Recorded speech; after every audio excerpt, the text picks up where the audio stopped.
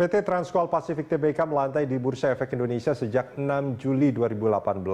Rekan Patricia Mapalia akan menyampaikan berbagai informasi untuk Anda. Silakan Patricia. Ya, Rudi dan juga pemirsa, saham PT Transcol Pacific Tbk menjadi salah satu saham yang pergerakan yang menarik untuk dicermati para pelaku pasar. Dan berikut sejumlah data terkait PT Transcol Pacific Tbk.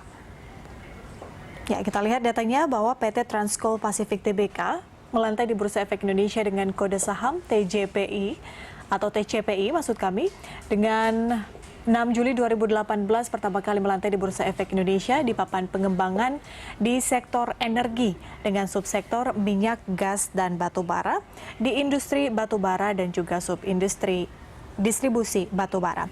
Kita lihat siapa saja pemegang saham dari TCPI, di mana sebagian besar atau 55% setara dengan 2,74 miliar dipegang oleh PT Sari Nusantara Gemilang.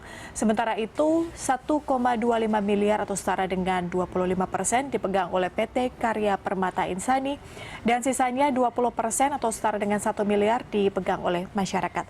Kita lihat bagaimana pergerakan saham dari TCPI sejak 30 Desember 2020. Di harga Rp7.000 per lembar sahamnya, kemudian mengalami pergerakan atau kenaikan di 29 Januari di level 7.925. Selanjutnya di 25 Februari mencapai level 9.000-an yaitu 9.125 dan mencapai level tertingginya di 18 Maret di level 9.350, kemudian terperosok di level atau di harga 7.775 pada 1 April 2021. Demikian pergerakan saham dan sejumlah data terkait dengan emiten berkode TCPI. Kembali ke Anda, Rudi. Baik, terima kasih Patricia dan pemirsa. Dialog kita lanjutkan kembali masih bersama Kiswoyo Adijo. Mas Kiswoyo. Ya, ini kalau kita perhatikan grafik pergerakan saham Transcol ini dari Desember sempat itu trennya naik ya sampai di pertengahan Maret lalu itu bisa sampai 9 ribuan lebih, tapi beberapa saat kemudian terus turun. Bagaimana Anda membaca ini?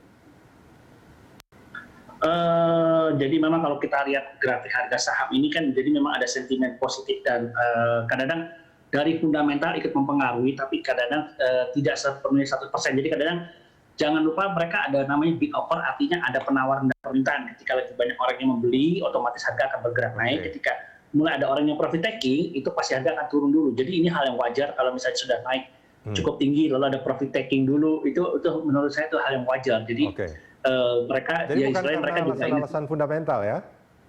Bukan, karena kalau kita lihat fundamental istilahnya perusahaannya kan masih optimis gitu kan untuk tahun ini. Memang laporan keuangan itu sentimen laporan keuangan ini biasanya hanya berlangsung ya kurang lebih itu selama 1 bulan. Setelah itu yang kita lihat adalah prospek ke depannya. Dia akan bagaimana, apalagi ini manajemen sudah bilang tahun ini target net profit atau laba bisa naik 30%. Harusnya itu sudah bisa meredam berita-berita jelek dari laporan keuangan sebelumnya. Tinggal kan kita tunggu laporan keuangan kuartal 1 nih yang sebentar lagi akan keluar kan sebelum akhir bulan April ini. Nah, kalau itu sudah mulai bisa dibuktikan ya harusnya sih tidak akan ada masalah. Jadi ini kalau harga saham naik turun itu jangan hanya mengandalkan fundamental, tapi kita harus lihat permintaan dan penawaran. Jadi kalau sudah naik tinggi itu wajar untuk ada koreksi dulu profit taking gitu. Menurut Anda, apa rekomendasinya bagi pelaku pasar yang mungkin sedang melirik saham Transcol? Kalau mau beli ya harus buy on weakness, jadi artinya kita harus menunggu koreksi lebih dalam, mungkin itu lebih menarik ya kalau saya lihat. Jadi memang harus sabar menunggu dulu. Jadi tapi kalau untuk saham yang model-model saham tipe transportasi begini, harus diingat ini bukan untuk istilahnya trading ya. Saya lebih suka menyarankan untuk investment, untuk investasi, karena memang ini bukan saham tipe perbankan atau konsumer yang liquid gitu loh. Jadi memang harus dipikirkan bahwa saham-saham ini kadang-kala mereka butuh waktu cukup lama untuk mengalami kenaikan. Setelah itu baru profit taking, baru bisa profit taking. Jadi memang ini harus model investment, makanya belinya juga sabar aja, nanti jualnya juga sabar juga gitu. Sampai akhir tahun ini support resisten Transcol tuh bisa sampai berapa, Mas Kiswoyo? Transcol, bentar saya cek dulu ya. Transcol ini berarti